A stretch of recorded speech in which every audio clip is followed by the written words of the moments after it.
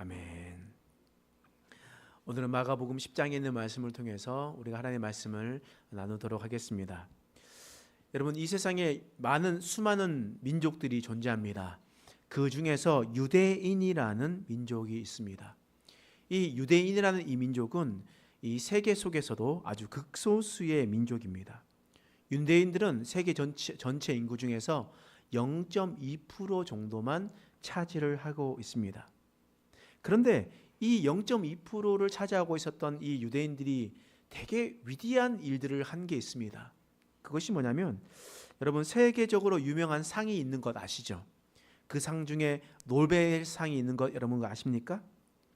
노벨상은 매년마다 사람들에게 시상을 하는데요, 여러분, 유대인들이 노벨상을 받는 비율을 혹시 알고 계십니까? 1년에 그들은 평균 22%를 차지하고 있습니다. 그러니까 12명 중에 몇 명이 돼야 25%가 됩니까? 어렵죠? 어려우면 패스하도록 하겠습니다. 너무 힘들까 봐. 3명 정도는 돼야 되겠죠? 그래서 여러분 생각해 보시면 2023년에는 노벨상 수상자가 유대인 비율이 25%가 되었습니다. 그러니까 4명 중에 1명은 바로 이 유대인이 되었다라는 겁니다. 12명이 받는데 3명이 받았다라는 거예요. 이런 매년 세계에서 인정하는 노벨상이 25%, 약 4분의 1 정도 되는 사람들이 유대인입니다. 여러분, 이것은 0.2%밖에 되지 않는 민족이 전 세계 인구 중에 4분의 1 정도 된다는 것은요, 정말 어마어마한 일입니다. 그럼 왜 유대인들이 이렇게 지혜로울 수 있을까? 여러 가지 이야기들이 있지만 유대인들의 가정교육에 대해서 많이들 이야기를 하고 있습니다. 한국인도 사실 똑똑한 편이거든요. 여기 계신 분들이 대부분 다 IQ 100이 넘으시잖아요. 안 되시는 분도 계시죠? 괜찮습니다. 그래도 평균적으로 한국인들은 세계에서 똑똑한 사람들이거든요. 근데 유대인들도 비슷한데 사실 IQ는 한국인이 더 높다고 합니다. 그런데 왜 유대인들이 더 지혜롭게 그런 일들을 할 수 있을까? 가정에서 이런 이야기를 한다고 합니다. 아이들이 학교에서 공부를 하고 돌아오면 한국 사람들은, 부모님들은 뭐라고 묻냐면, 오늘 가서 뭐 배웠어? 라고 물어요. 여러분, 그런 질문 했습니까? 안 했습니까? 한국인이라는 거예요.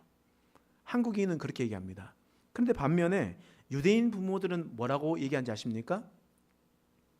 오늘 가서 선생님에게 무엇을 질문했어? 라고 묻습니다. 너가 선생님에게 무엇을 질문했니? 라고 이야기를 하면서 그들이 많은 질문을 할 수 있도록 유도를 하고 있습니다. 실제로 유대인 학교를 가보면 서로 질문하고 토론하고 하는 이 문화가 아주 자연스럽게 자리를 하고 있습니다. 여러분, 이처럼요, 질문하는 것은 너무나 중요한 거예요. 질문하는 것은 너무나 중요한 겁니다. 그러나 더 중요한 것은 어떤 질문하느냐가 더 중요한 거예요. 무엇을 질문하느냐가 더 중요한 겁니다. 저는 우리 교회 성도님들이 종종 저를 찾아올 때가 있습니다. 찾아올 때 저에게 하는 말이 대부분 저에게 설교를 듣다가 궁금한 점이 생기던지, 집에서 성경을 읽다가 궁금한 것이 있으면 저에게 종종 찾아오십니다.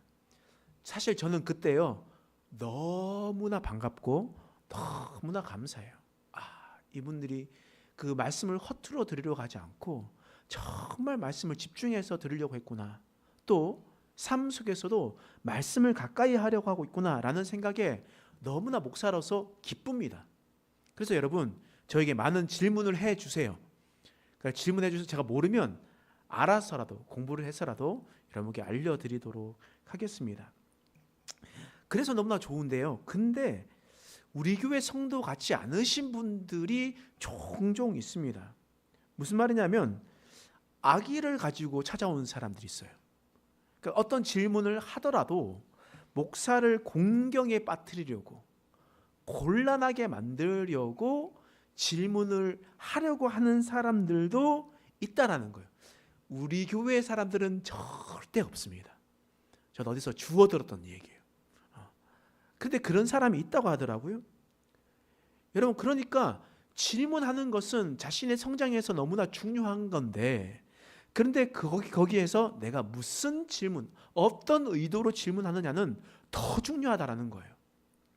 근데 오늘 본문의 말씀에서도 이러한 마음을 가지고 질문을 하고 있는 사람이 등장한다는 거예요. 함께 읽어보겠습니다. 2절 말씀이에요. 읽겠습니다. 시작. 바리새인들이 예수께 나와 그를 시험하여 묻되 사람이 아내를 버리는 것이 옳으니까. 바리새인이라는 사람이 와서 예수님께 질문을 합니다. 바리새인은요, 율법 학자입니다. 율법에 대해서 정말 열심히 공부했었던 사람이라는 거예요. 그런데 예수님께 나와서 질문을 하는 거예요. 사람이 아내를 버리는 것이 옳습니까? 라는 질문하는 거예요. 이 바리새인이 몰라서 질문했을까요? 근데 왜 이 사람이 갑자기 질문하는 이유가 무엇이겠습니까? 예수님을 공경에 빠뜨리려고 한 거예요. 덫을 쳐놓고 예수님이 그 덫에 빠지기를 바라는 마음에 이런 함정 질문을 하고 있는 거예요. 여러분, 예수님께서 활동하셨던 곳은 예루살렘이 아니라 어디였습니까? 갈릴리였습니다.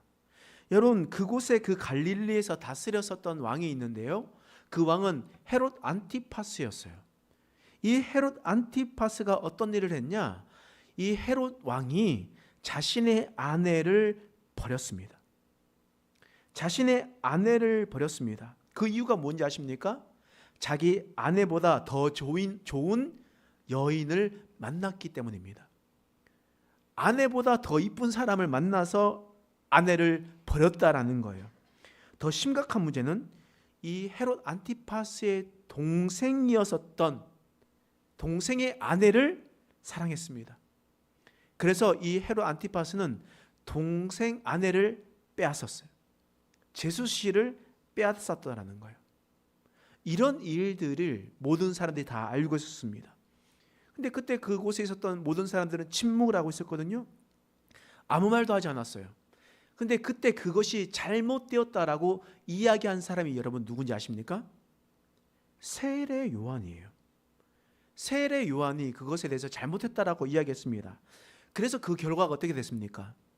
마태복음 14장에 의하면 세례 요한은 이 말을 하고 난 다음에 감옥에 갇혔습니다. 그리고 헤롯의 손에서 참수형을 당해요. 목이 잘라 죽임을 당했습니다. 그리고 이 사실에 대해서, 이 사건에 대해서 갈릴리에 살고 있는 모든 사람들이 다 알고 있었습니다. 아내를 버리는 것이 옳지 않다, 잘못되었다 말했기 때문에 세례 요한이 참수형을 당했다는 거예요. 근데 바리새인이 와서 묻는 거예요. 사람이 아내를 버리는 것이 옳으니까. 질문한 의도가 뭡니까? 예수님도 세례 요한과 같이 똑같이 대답하면, 그런 일이 잘못했다라고 얘기하면 내가 헤롯에게 신고할 거야. 내가 이 소문을 다 낼 거야. 사람들이 그것이 나의 증인이 될 거야. 라고 이야기하는 겁니다. 근데 예수님은요, 정말 지혜로운 방법이 있습니다. 어떤 곤란한 질문을 해올 때마다 예수님은 답을 해주시는 것이 아니라 오히려 그분에게, 그 사람에게 역으로 질문을 하더라고요. 그러면서 예수님의 지혜를 성경을 읽다가 많이 보게 됩니다. 오늘도 예수님께서 그렇게 하세요. 자, 3절 말씀이에요. 읽겠습니다. 시작. 대답하여 이르시되 모세가 어떻게 너희에게 명하였느냐. 자, 모세가 어떻게 너희에게 명하였나는 것은 바로 모세가 알려준 율법에 어떻게 기록되어 있느냐라는 그런 말이에요. 하나님의 율법은 어떻게 말하고 있느냐? 4절 말씀이에요. 읽어보겠습니다. 시작. 이르되 모세는 이혼 증서를 써 주어 버리기를 허락하였나이다. 율법에는 이혼 증서를 써주면 버릴 수 있다 라고 기록되어 있습니다 라고 이야기하는 거예요. 이것은 마치 하나님의 법에서 아내를 버리는 것이 합법한 일이다, 합당한 일이다 라고 말하고 있습니다. 근데 하나님은 진짜 이런 의도로 하나님께서 말씀하셨을까요? 하나님의 진정한 메시지는 무엇이었을까? 사람은요 정말 악해요. 왜 악하냐? 자신의 뜻을 앞세우기 위해서 하나님을 이용하거든요. 하나님께서 그런 의도로 말씀하시지 않아도 그들은 그 말씀을 교묘히 이용하여 자신의 뜻을 이루려고 하는 것이 너무나 많다는 겁니다. 율법에는 이렇게 기록되어 있습니다. 신명기 24장 1절 말씀에 함께 읽겠습니다. 시작. 사람이 아내를 맞이하여 데려온 후에 그에게 수치되는 일이 있음을 발견하고 그를 기뻐하지 아니하면 이혼 증서를 써서 그의 손에 주고 그를 자기 집에서 내보낼 것이며, 만약에 여인이 수치되는 일을 발견하게 되면 이혼 증서를 써서 바로 자기 집으로 보내라 라고 율법이 기록되었습니다. 여러분, 이 수치스러운 일이 뭐냐? 원어로 정확하게 살펴보면 바바리맨처럼 여성의 몸을 노출하거나 성기를 노출하는 이런 심각한 행위, 여성으로서 품격을 어기는 행위, 이런 행위를 했었을 때에 버리라고, 그리고 이용증서를 써주어라고 성경은 그렇게 말을 하고 있거든요. 근데 사람들은 어떻게 해석했느냐? 어떤 랍비들은 이렇게 해석합니다. 그녀보다 더 미모가 좋은 이쁜 여인을 만나면 남자는 그 부인과 이혼할 수 있다 라고 이야기를 하면서 법을 자신의 마음대로 해석을 하고 당시 힘을 가지고 있는 남자에게 유리한 대로 법을 재해석하고 있었다라는 거예요. 이것은 하나님의 율법을 사람의 중심이 되는 대로 해석을 하고 있었다라는 거예요. 그러면 하나님께서 율법을 주실 때 어떤 마음으로 주셨을까? 하나님께서 힘 있는 자들을 위해서 그 법을 주셨을까? 이런 우리가 생각을 해봐야 됩니다. 우리 아침 기도회 때 레위기의 말씀을 찬찬히 살펴보았죠. 거기서 우리가 아기를 낳은 산모에 대한 법을 우리가 살펴보았습니다. 그 법에는 이렇게 기록되어 있습니다. 아들을 낳은 산모는 40일 동안 부정할 것이다. 그래서 아들을 낳았던 산모는 40일 동안 있으면서 부정해서 아무도 가까이 하지 말아라고 얘기했습니다. 그런데 반면에 딸을 낳은 산모는 며칠이라고 얘기했습니까? 80일이라고 얘기했습니다. 2배가 됩니다. 그리고 딸을 낳은 여인은 80일 동안 부정해요. 아무도 가까이 하지 말래요. 그럼 우리는 성경을 읽을 때 어떻게 생각합니까? 와, 딸 낳은 것도 서러운데, 이렇게 생각하는 수가 있습니다. 아니, 아들 낳으면 40일 동안 부정하고 딸을 낳으면 80일 동안 부정하냐? 라고 생각할 수 있습니다. 그러나 하나님은 이 딸을 낳은 자들에 대한 산모를 보호하시는 하나님의 은혜였습니다. 여러분, 지금부터 수십 년 전에 남아선호 사상이 있었을 때 딸을 낳았었던 산모는요, 좀처럼 취급을 받지 못했습니다. 그래서 저희 할머니 같은 경우도 딸을 낳고 난 다음에 그 다음날 밭일을 해야만 했었습니다. 그런데 이 율법이 있었던 지금으로부터 약 3,400년 전은 어떻게 했습니까? 딸을 낳으면 더 보호를 받지 못했겠죠. 그런데 80일 동안 아무도 가까이 하지 말래요. 누구도 만나지 말래요. 뭡니까? 80일 동안 휴가 받았다는 의미입니다. 보호해 주었던 하나님의 은혜입니다. 이런 의미로 레위기에 있는 말씀, 또 여러 부분에 있는 말씀에서는요, 하나님은 약자들을 보호하고 법적으로 그들을 보호하시는 하나님의 의도를 보고 있습니다. 하나님은 신실하시죠. 이랬다 저랬다 하시는 분이 아닙니다. 그분은 온전한 그 마음을 가지고 똑같이 이끌어져 나가는 겁니다. 그러므로 당시 하나님께서 이혼에 대한 법을 주셨던 것은 인간의 완악함 때문에 여자들을 버리고 다른 여자를 데려오거나 사람들이 자기의 편의에 따라 여자를 버리는 것을 막기 위해서 이러한 법을 허락해 주셨다는 겁니다. 그러나 사람들은 자기 유리한 대로 말씀을 해석하는 거예요. 하나님께서 주신 법은 가정을 세우기 위한 법이었습니다. 가정을 온전히 하기 위함이고 깨어뜨리는 것이 아니라 하나 되게 하시는 그런 하나님의 법이었습니다. 그런데 사람이 완악함으로 이 가정을 깨트리는 그런 일들을 경험하게 되었다라는 거예요. 그러면 진짜 하나님께서 가정을 지키시기 위해서 무엇을 요구하셨을까? 무엇을 말씀하셨을까? 오늘 본문 말씀에 예수님은 이렇게 말씀하십니다. 5절 말씀이에요. 읽어보겠습니다. 시작. 예수께서 그들에게 이르시되 너희 마음이 완악함으로 말미암아 이 명령을 기록하였거니와. 너희가 결혼 생활할 때 어떤 마음을 가지고 있다고요? 완악한 마음을 가지고 있다고요. 그러므로 참된 결혼 생활을 하려면 어떻게 되겠습니까? 우리의 완악함을 버려야 된다는 거예요. 너희가 하나님의 말씀을 오해했다. 너희가 하나님의 말씀을 교묘히 바꾸어서 너희가 원하는 대로 그렇게 행동하고 있다. 그것은 너희의 완악함 때문이다. 실제로 이 말씀의, 이 율법의 말씀을 이야기하면서 수많은 가정들이 이혼 증서를 주면서 그렇게 여자를 쫓아내는 일들을 하고 있었다라는 겁니다. 아내가 조금의 내 마음에 들지 않으면 아내를 버렸어요. 그리고 지금의 아내보다 더 이쁜 여자를 만나게 되면 아내를 버렸습니다. 그 정욕대로 법을 사용하면서 아내를 버렸다라는 거예요. 여러분, 예수님께서 무엇을 말씀하십니까? 완악하기 때문이다.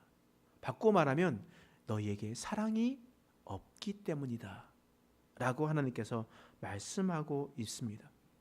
너희가 아내를 사랑하지 않았기 때문에 너희는 완악해졌다.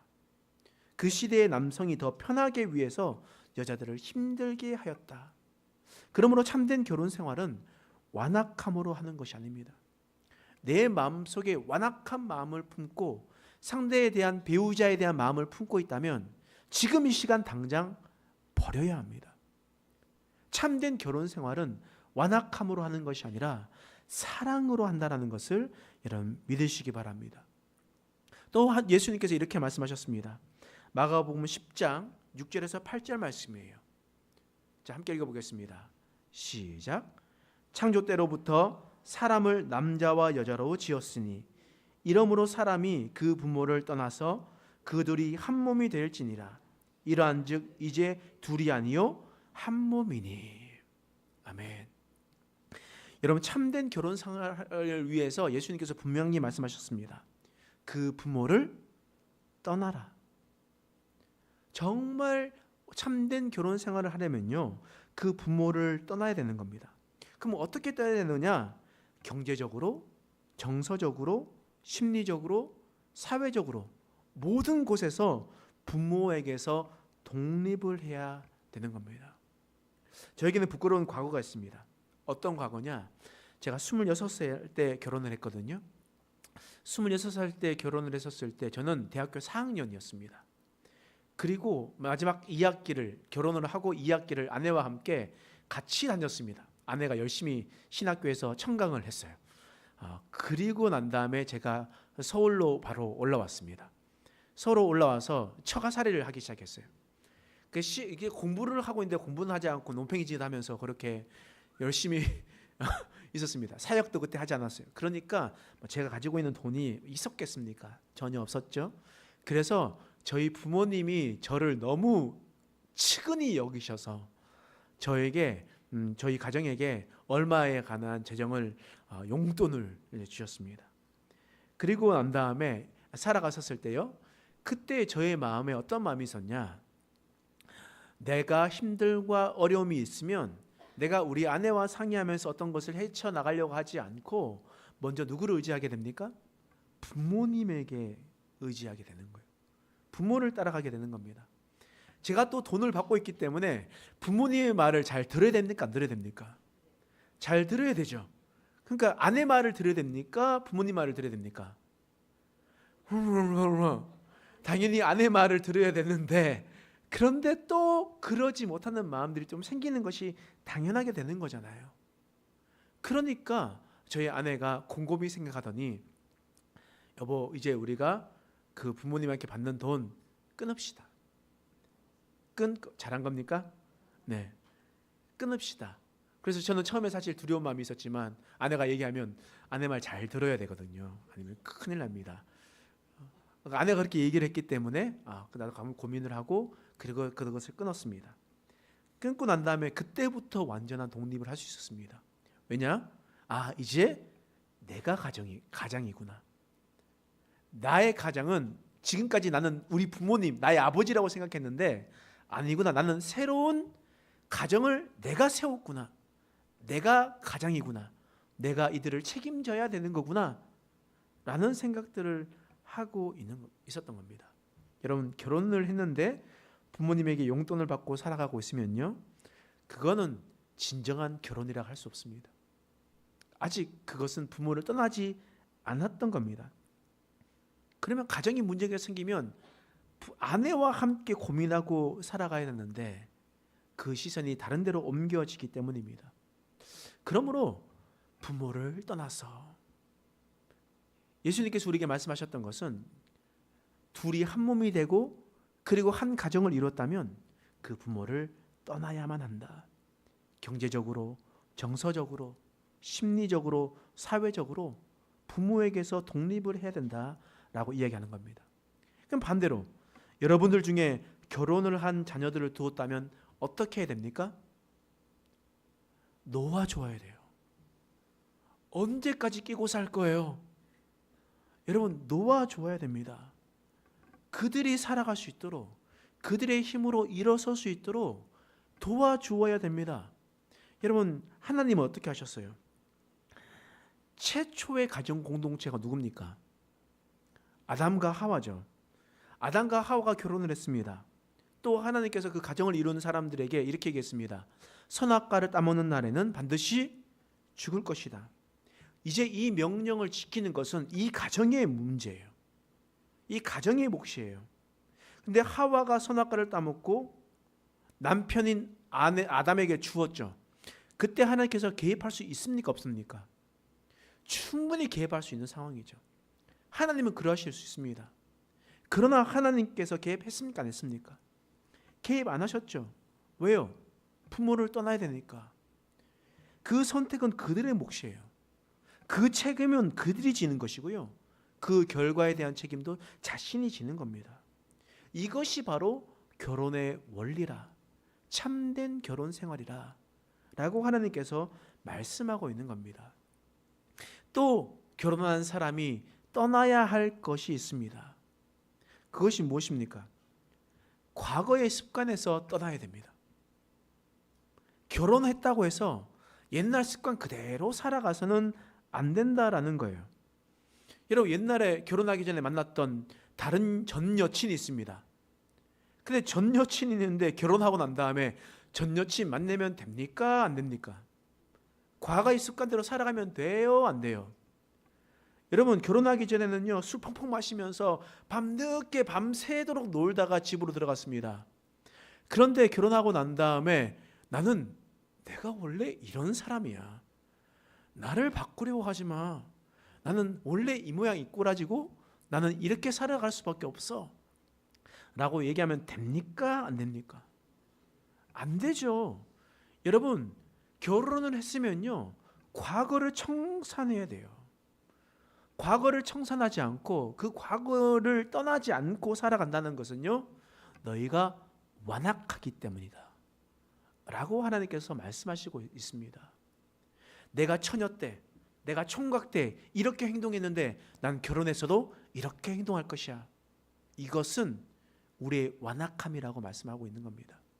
서로 부부끼리 대화하고 타협하고 함께 맞춰 나가서 발맞춰 나가야 되는 것이 바로 하나님께서 말씀하시는 그런 가정생활이라는 거예요. 여러분, 헤롯을 보십시오. 헤롯 안티파스는 원래 정욕적인 사람이었어요. 결혼해서도 그는 그의 정욕적인 마음을 바꾸지 않으려고 했습니다. 완악했다라는 거예요. 그래서 어떻게 됐습니까? 더 매력적인 사람이 나타났습니다. 자신의 제수씨가 왔어요. 그러니까 동생의 아내라도 아랑곳하지 않고 빼앗아 버리는 것 아니겠습니까? 이는 과거를 청산하지 않았기 때문이에요. 하나님께서 우리에게 말씀하시는 참된 결혼 생활은 이렇습니다. 여러분, 사실 이것은 비단 결혼 생활에만 끝나지 않습니다. 신앙 생활에도 마찬가지예요. 여러분, 우리 신앙 생활은 어떤 의미에서는 예수님과 결혼 언약을 맺은 거와 같습니다. 예수님이 우리의 신랑 되시고 믿는 우리들은 예수님의 신부가 되었어요. 그러나 우리가 예수님 믿기 전에, 결혼하고 난 다음에, 예수님 믿고 난 다음에 예수님 믿기 전의 생활과 똑같이 살아가면 어떻게 되겠습니까? 내가 예수님과 결혼을 했는데 예수님과 결혼하기 전 그 과거의 일을 청산하지 않고 살아가면 어떻게 되겠습니까? 예수님께서 말씀하시겠죠. 네가 정말 나를 따르는 사람이냐? 너가 정말 나의 제자가 되었느냐? 네가 나와 함께 언약을 맺은 사람이냐? 그러면 너는 이전의 모습에서 떠나라. 과거의 모습에서 떠나라. 이제 너는 거듭난 삶을 살아가라. 새로운 삶으로 살아가라. 라고 하나님께서 우리에게 말씀하시는 거예요. 여러분, 고린도후서 5장 17절 말씀에 이런 말씀이 있습니다. 함께 읽어보겠습니다. 시작.